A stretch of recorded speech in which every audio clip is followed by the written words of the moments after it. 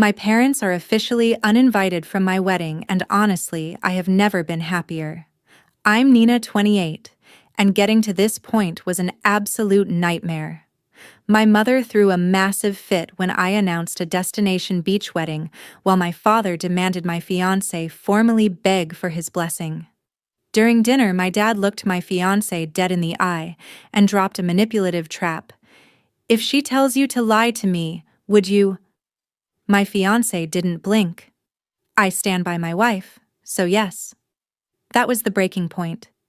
Yet cutting off your own family is agonizing. My black pen was hovering over the pristine envelope millimeters away from writing their names. Guilt was suffocating me. I was seconds away from caving in to keep the peace. Then my phone pinged. It was an automated email from the Cabo Resort. Since I managed the room block, the system accidentally forwarded me a billing exception.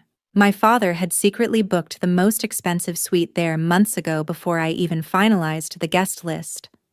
A cold shiver ran down my spine. He wasn't waiting for an invite. He had a calculated agenda, and my wedding was just a convenient stage. My hesitation vanished. I drew a thick, permanent line through their spots. They are currently screaming betrayal to everyone, but they have no idea I found out the real twisted reason they needed to be there at all costs. If the people who caused you the most pain used every dirty trick to crash your happiest day, what would you do? Have you ever had to ban a toxic family member from a major life event?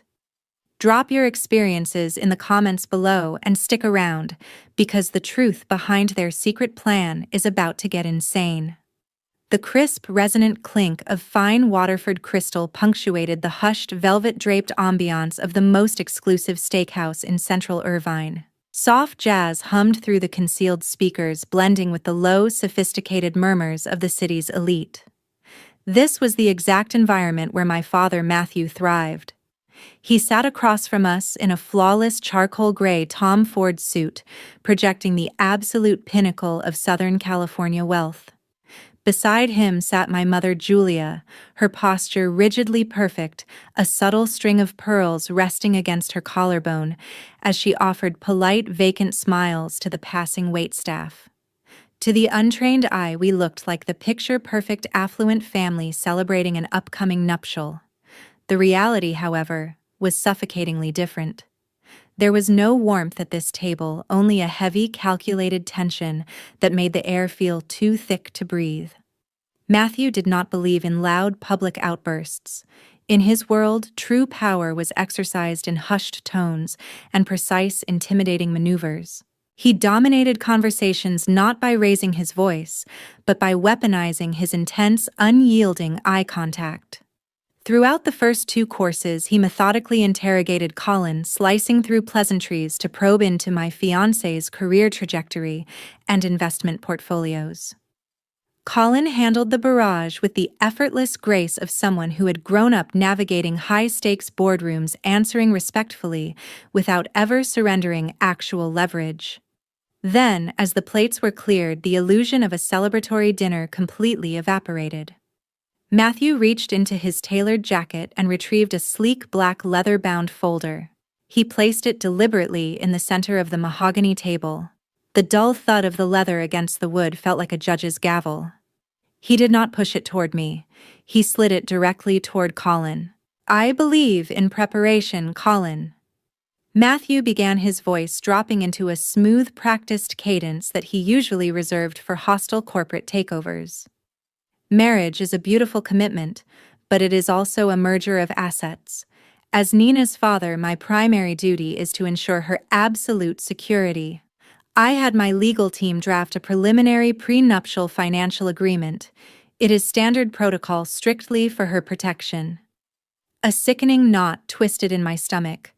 I had never asked for a prenup, nor had we ever discussed my father stepping into our financial planning. I watched, paralyzed by a mixture of embarrassment and rising panic, as Colin calmly opened the folder. The document inside was a masterpiece of predatory legal drafting. It completely bypassed the standard California community property laws that would typically govern a marriage. Instead, as my eyes darted across the upside-down text, I realized the sheer, unadulterated audacity of my father's demands. The contract did not just ask for a division of marital assets in the event of a divorce. It demanded full, unredacted transparency into the generation-skipping trust fund established by Colin's grandparents. Worse still, buried beneath paragraphs of dense legal jargon was a stipulation requiring Matthew to be appointed as an advisory co-trustee over any assets allocated to me, effectively giving him veto power and direct access to my future husband's family wealth. It was not a shield to protect a daughter. It was a Trojan horse designed to hijack a fortune. Under United States financial law, forcing an outside party into an established irrevocable family trust is practically unheard of, requiring a gross manipulation of fiduciary duties. Matthew was betting on Colin being either too intimidated or too blinded by love to consult his own attorneys before agreeing to the framework. The silence stretching across the table became agonizing. Julia took a slow, deliberate sip of her sparkling water, her eyes carefully averted, playing the role of the innocent bystander perfectly. My heart hammered against my ribs like a trapped bird. I opened my mouth to intervene, to apologize, to tear the document to shreds, but Colin gently placed a hand over my knee under the table, stopping me. Colin's eyes meticulously scanned the final page. His expression remained an impenetrable fortress of calm. There was no flushed skin, no flared nostrils, no sign of the indignation he had every right to feel. He simply closed the leather folder with a soft, definitive snap and slid it right back across the polished mahogany. "It is a very thorough document, sir," Colin said. His voice was incredibly polite, yet laced with an icy finality that commanded the entire space. He looked Matthew dead in the eye, not shrinking back a single fraction of an inch. "However, I stand by my wife, and our finances do not need third-party intervention." The benevolent paternal smile plastered across Matthew's face froze. For a split second, the polished veneer cracked, revealing the cold, calculating predator lurking underneath. His jaw tightened so fiercely that a muscle twitched near his temple. The rejection was absolute, stripping him of his control and exposing his financial extortion for exactly what it was. Without breaking eye contact, Matthew snapped his fingers. Julia instantly dropped a credit card onto the table. He stood up, buttoned his jacket with terrifying precision, and walked out in suffocating silence. Faded afternoon sunlight filtered through the sheer curtains of my living room, casting a long, deceptive glow over a massive, intricately wrapped package sitting squarely on the glass coffee table. The courier had required a signature for the delivery, marking it as highly fragile and insured. A thick, champagne-colored silk ribbon bound the pristine white cardboard, tied in a flawless, elaborate bow. This was not the loud, aggressive retaliation I had braced myself for after severing our communication channels. This was a calculated, silent infiltration. Carefully, I pulled the ribbon loose. Beneath the layers of custom-cut foam and delicate tissue paper lay an exquisite hand-painted piece of Lenox fine china, a breathtaking bridal figurine that I had admired in a boutique window months ago. Beside the porcelain statuette rested a heavy, cream-colored envelope. My maiden name was penned across the front in familiar, elegant cursive. The faint, unmistakable scent of Chanel No. 5 drifted upward, instantly transporting me back to childhood moments of seeking comfort in my mother's embrace. Julia did not resort to pounding on my door or screaming on the front lawn to draw the attention of nosy neighbors. She was far too refined for such pedestrian theatrics. Instead, she deployed the most potent weapon in her arsenal: soft, emotional manipulation. I broke the wax seal and unfolded the thick parchment. The ink was slightly smeared in places, strategically indicating where tears had supposedly fallen. The prose was a masterclass in psychological maneuvering. She expressed profound sorrow over the recent friction, completely sidestepping any direct accountability. She painted herself as a heartbroken peacemaker caught between a fiercely protective husband and a daughter she cherished more than life itself. Every sentence was meticulously crafted to pluck at my deepest insecurities and my desperate lingering craving for a normal, supportive maternal figure. Then came the pivot. Tucked neatly behind the emotional outpouring was a secondary sheet of paper. Planning a destination event is entirely too stressful for a bride-to-be. The letter continued her tone, shifting from sorrowful to suffocatingly helpful. To alleviate this heavy burden, I have taken the liberty of drafting a standard vendor proxy. Please, darling, transfer the management of the Cabo Resort deposits and event contracts to my private account. Let me handle the tedious logistics, the wire transfers, and the coordination. You should only have to focus on looking radiant.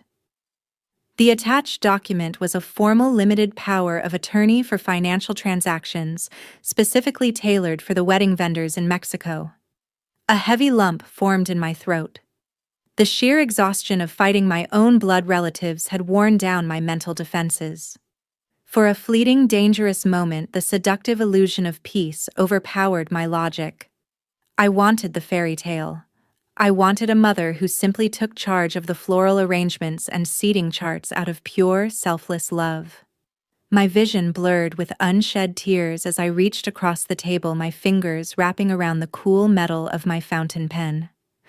I unassigned the cap, hovering the gold nib over the signature line. A warm, calloused hand gently clamped over my wrist, stopping the downward motion. Colin had walked into the room silently holding 2 mugs of tea. He set them down and knelt beside the coffee table, his gaze dropping to the legal document. He didn't snatch the pen away or raise his voice. He simply traced his index finger over the dense legal clauses regarding financial agency and contractual assignment. "Read the parameters of the proxy, Nina," he instructed softly, his voice an anchor in my swirling storm of emotions.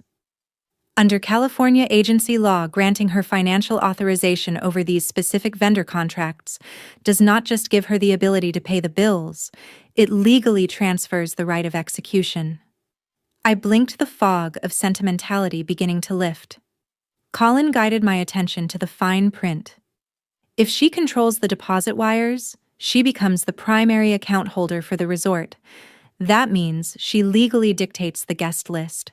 She can alter the venue capacity, demand different catering, and grant access to anyone she chooses. The event coordinators will be contractually obligated to answer to her, not us. If you refuse to comply with whatever corporate circus they want to stage down there, she can legally cancel the entire event and withhold the funds.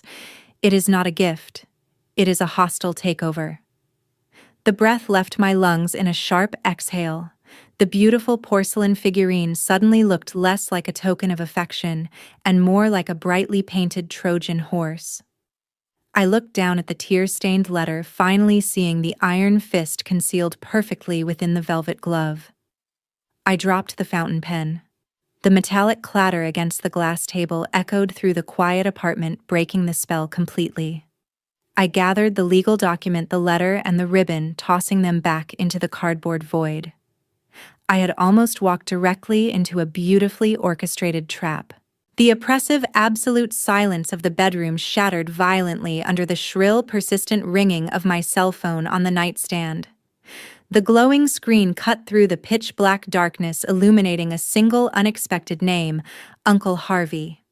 Uncle Harvey was the undisputed patriarch of our extended family and the meticulous overseer of the generational trust fund.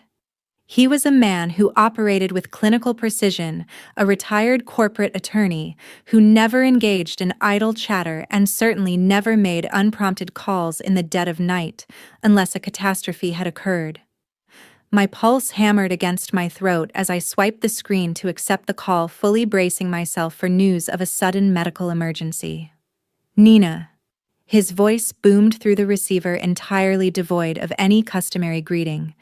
It was sharp, authoritative, and laced with an uncharacteristic tension. "Did you fully comprehend the severe legal ramifications before you signed your name as a personal guarantor on the commercial bridge loan for your father's real estate firm?" The lingering grogginess of sleep vanished, instantly replaced by a freezing sensation that rapidly spread from my chest down to my fingertips. My lungs felt paralyzed. I sat bolt upright in bed, my grip tightening around the phone until my knuckles turned white. I had never seen a corporate loan document in my life, let alone authorized one. Harvey. I whispered, my voice trembling so badly it was barely audible. What bridge loan? He did not waste a single second asking for clarification. The line went silent for a brief moment before a notification pinged loudly from my laptop resting on the nearby desk. I threw off the heavy duvet, my bare feet hitting the cold hardwood floor as I rushed across the room. My hands shook violently as I typed in my password, the bright glare of the monitor burning my eyes. The email contained a single heavily encrypted PDF attachment. I downloaded it, my heart pounding a frantic, terrifying rhythm against my ribs. The document loaded on the screen. It was a highly sophisticated, high-risk financial instrument known in the corporate sector as mezzanine debt, a desperate measure utilized only when a company is hemorrhaging cash and traditional banks refuse to extend credit. I scrolled past pages of dense, suffocating legal jargon, amortization schedules, and liability clauses until I reached the final page. There, sitting starkly against the white digital background, was my signature. It was not a clumsy, rushed imitation. It was a meticulous, chillingly accurate forgery of my distinct cursive loop. But the horror of the forged ink was immediately eclipsed by the terrifying reality of the contractual language surrounding it. The document specifically weaponized my identity to secure the capital. It explicitly cited my status as an anticipated beneficiary of Uncle Harvey's trust. Even more sickeningly, it subtly referenced my impending marriage into Colin's affluent family, painting me as a highly solvent elite guarantor to appease the predatory private equity lenders. Matthew had not just crossed a moral boundary, he had obliterated it, stepping over the edge into the dark, unforgiving territory of a federal felony.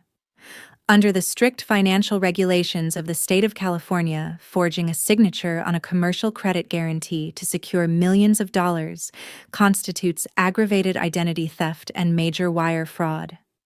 My father had transitioned from a manipulative, overbearing parent trying to dictate a wedding guest list into a desperate white-collar criminal willing to use his own daughter as a human shield.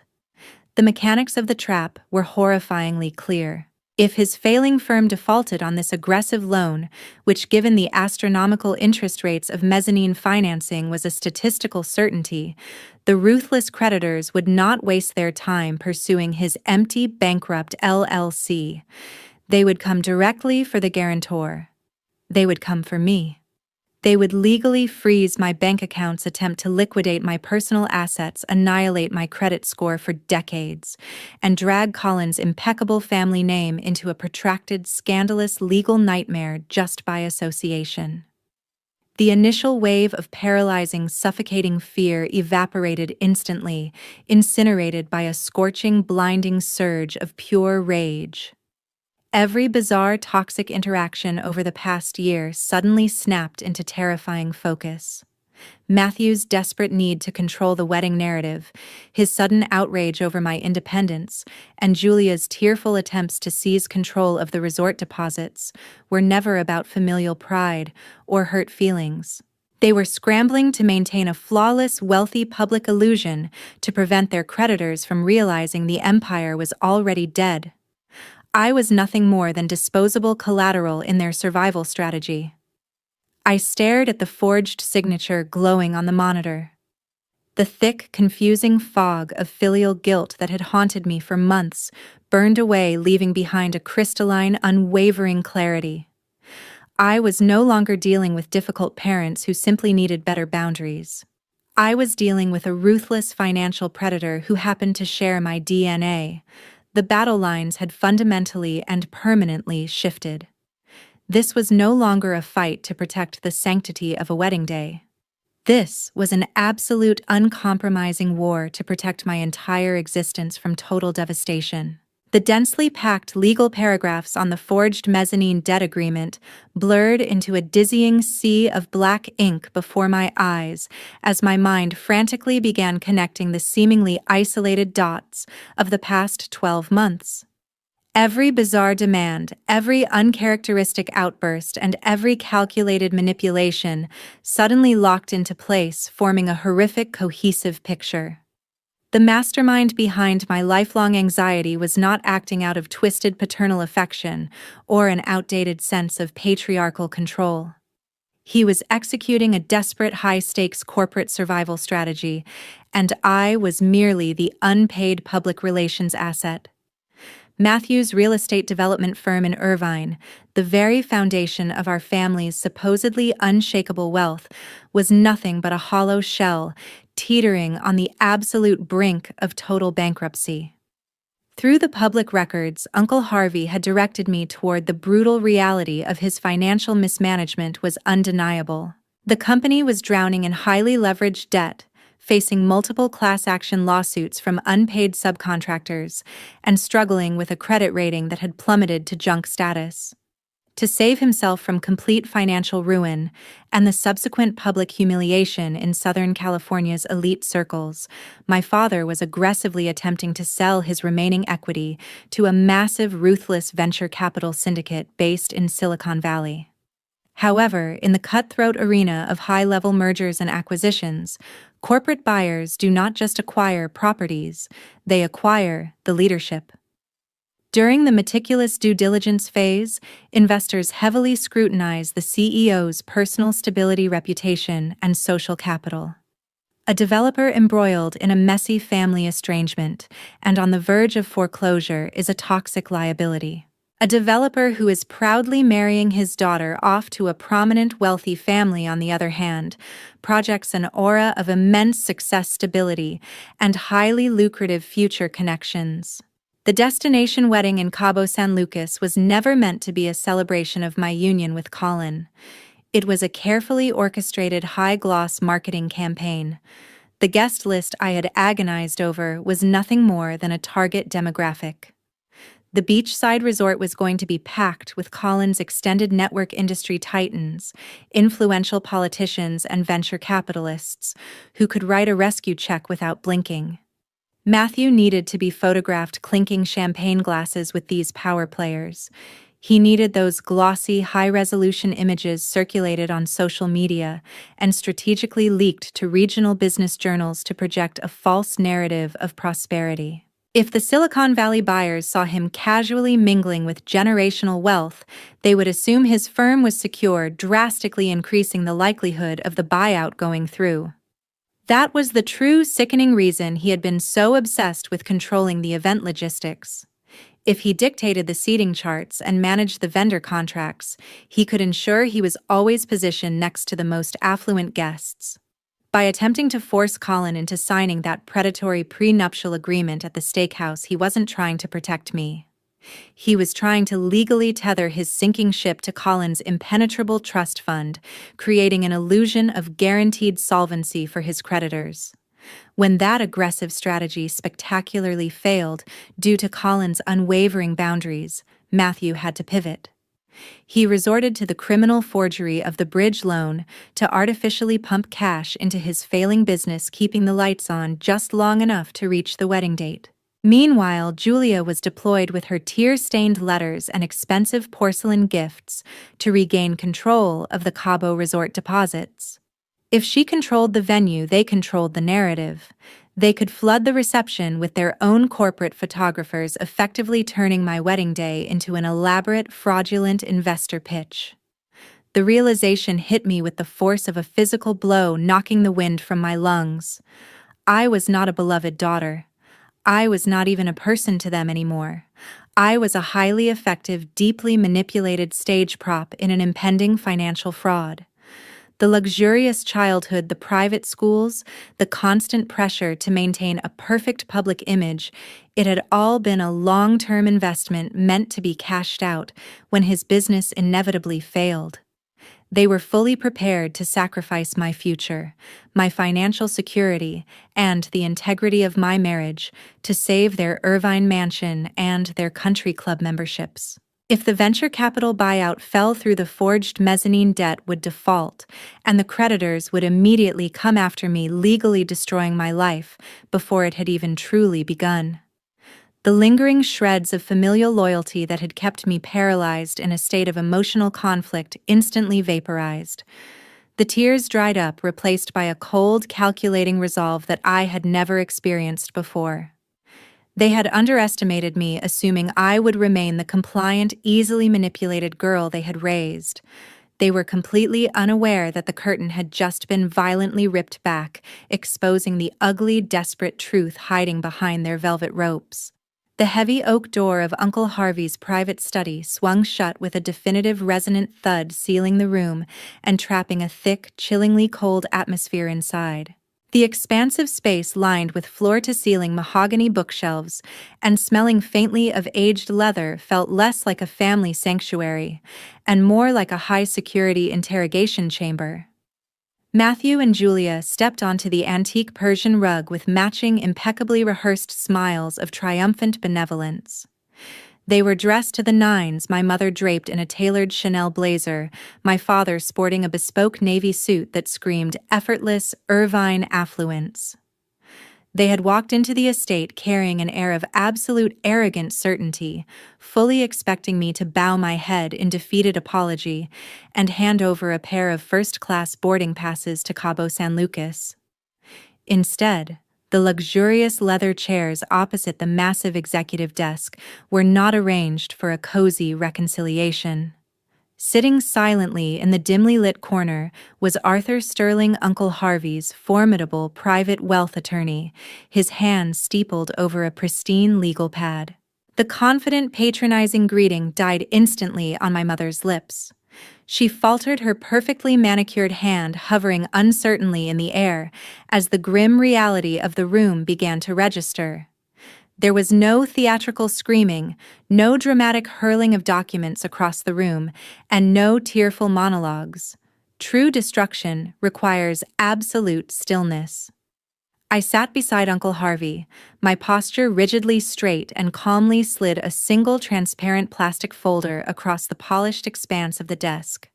Inside rested the high-resolution printed copy of the mezzanine debt agreement, complete with the forged signature, alongside a heavily highlighted digital tracking report provided by Collins Security Consultants.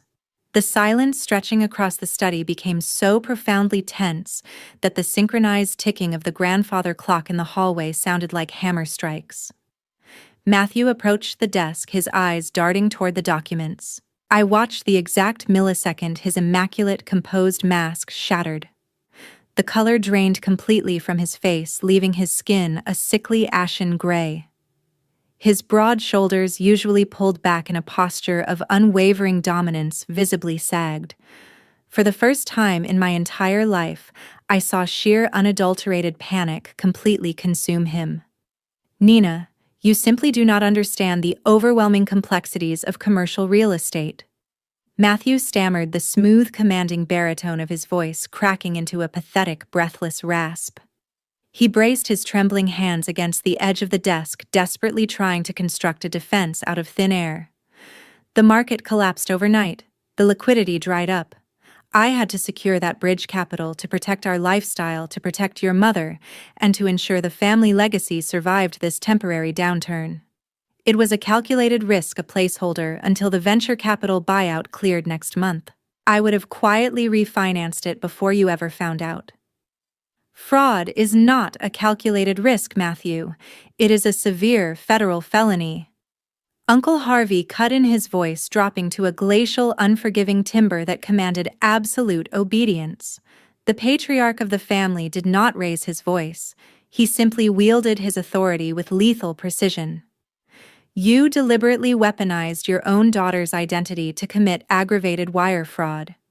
You jeopardized the pristine integrity of this family's name and attempted to illegally entangle the highly protected assets of her future in-laws in your pathetic, sinking corporate wreckage." Uncle Harvey gestured briefly to the silent attorney in the corner, who did not offer a single ounce of sympathy. As of this exact moment, you are officially and irrevocably excised from the generational trust fund.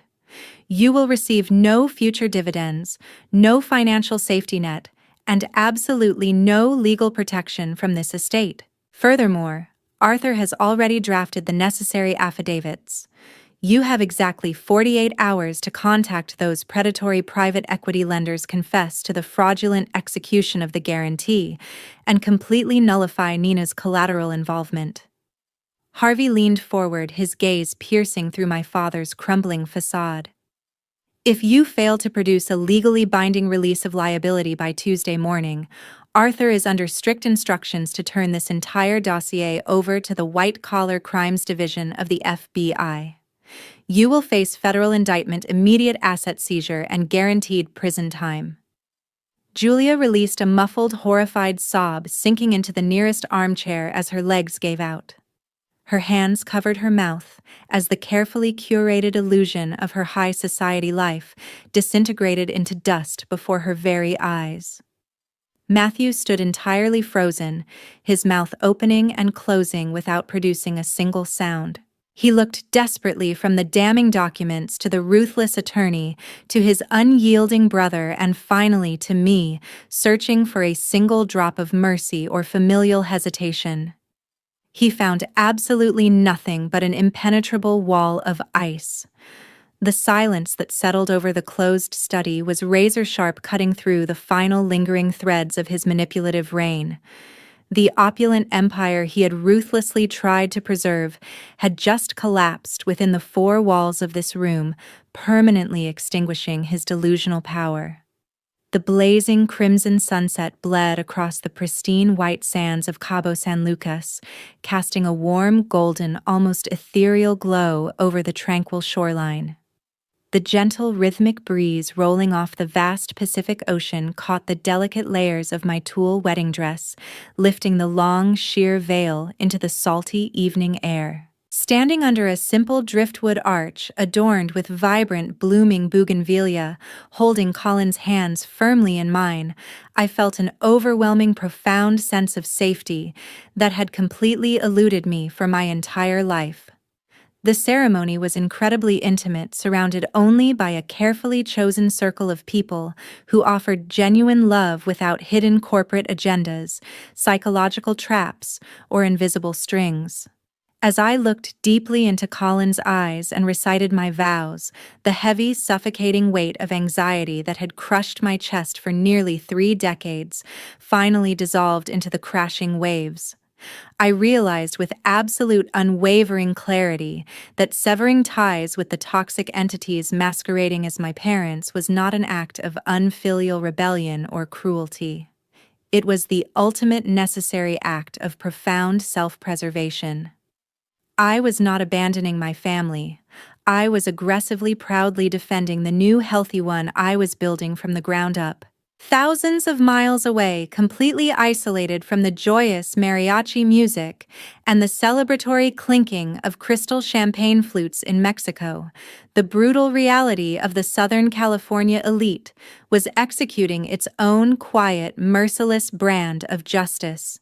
In the highly exclusive, fiercely competitive gated enclaves of Irvine, monumental failures do not end with dramatic neighborhood screaming matches or tacky public spectacles. True societal ruin in the upper echelons is delivered through an absolute freezing silence. The exorbitant, sprawling mansion that Matthew had fiercely guarded as his ultimate status symbol and corporate shield sat entirely plunged in darkness for consecutive weeks. The perfectly manicured front lawn, once the legendary site of lavish summer garden parties designed to impress investors, remained entirely untouched and overgrown. One crisp, foggy morning, a discreet, unbranded "for sale" sign materialized near the cobblestone driveway, the undeniable, shameful hallmark of an impending bank foreclosure and a distressed asset liquidation. There were no massive moving trucks operating in broad daylight, no tearful goodbyes shared over the pristine fences with wealthy neighbors. Matthew and Julia simply vanished into the dead of night, fleeing the crushing weight of their total financial collapse and the looming terrifying threat of the federal investigation Uncle Harvey had mercilessly orchestrated. Julia's meticulously curated, relentlessly boastful social media accounts, her primary weapon for projecting their flawless illusion to the world, were permanently deleted overnight, leaving behind nothing but a digital ghost town. Their names were swiftly, efficiently, and quietly purged from the exclusive golf club rosters, the elite charity gala donor lists, and the upscale tennis court reservations. In a society that exclusively worships success and ruthlessly discards any form of liability, their former friends and affluent acquaintances simply stopped uttering their names. It was exactly as if they had never existed at all. That deafening collective societal amnesia was the ultimate humiliating sentence. It was a punishment far worse than any prison term for two people who had worshipped their public image above the basic well-being of their own daughter. The suffocating shadows of their manipulation had been permanently eradicated from my life. This profound journey of untangling myself from a sophisticated web of deceit brings forth a crucial, often heavily misunderstood life lesson. Society consistently conditions us from a young age to believe that familial bonds are inherently sacred and utterly unbreakable, regardless of the intense emotional, psychological, or even financial toll they exact. We are heavily pressured by cultural norms to endlessly forgive the unforgivable, simply because the perpetrators share our bloodline. However, true intrinsic value lies in recognizing the stark, unyielding difference between genuine, unconditional love and predatory exploitation, cleverly veiled as parental guidance. Looking at the broader perspective, countless viewers and readers who share similar hidden traumas frequently echo a shared, deeply painful sentiment in the community comments section. They consistently point out the immense, grueling courage required to accurately identify a narcissist operating within the presumed safety of your own home. A recurring observation from the public discourse is that setting an ironclad boundary is initially terrifying, often accompanied by an intense, misplaced sense of guilt. Yet the overwhelming consensus remains absolute. The profound peace that directly follows the storm is immeasurable. People consistently validate that walking away from a highly toxic dynamic is never a failure. It is an awakening. My personal takeaway from this harrowing ordeal is an unwavering, fierce belief in personal autonomy. You do not owe your sanity, your financial security, or your future happiness to individuals who view you merely as a disposable pawn for their own survival. The ultimate overarching message is one of unadulterated empowerment. Protecting your peace is a fundamental, non-negotiable human right. When the velvet curtain finally falls and the manipulation is undeniably exposed to the light, choosing to walk away into the sunlight is the most beautiful, triumphant victory you can ever claim.